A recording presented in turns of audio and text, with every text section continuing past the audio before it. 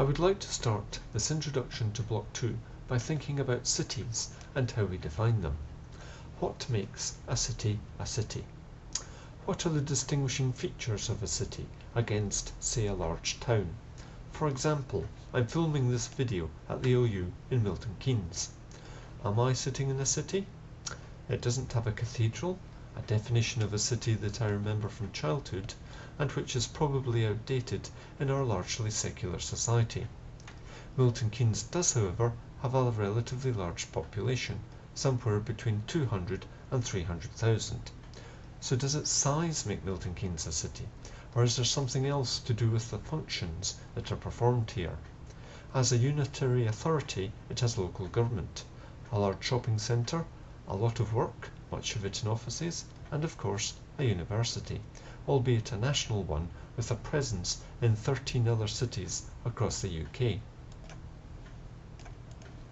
Archaeologists have tried to define cities for many decades now.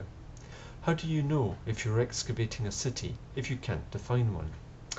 The theoretical archaeologist Gordon Childe tried to define a city in the 1950s.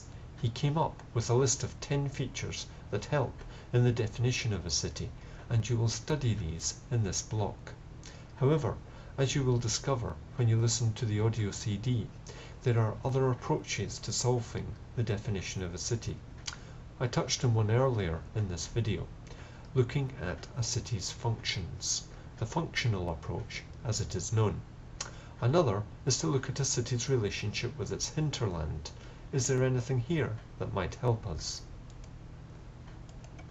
This brings us back to agriculture and a city's relationship with it.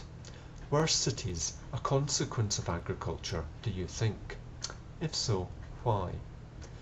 Do you find cities that exist in the absence of agriculture, or, conversely, agriculture that didn't ultimately give rise to a city?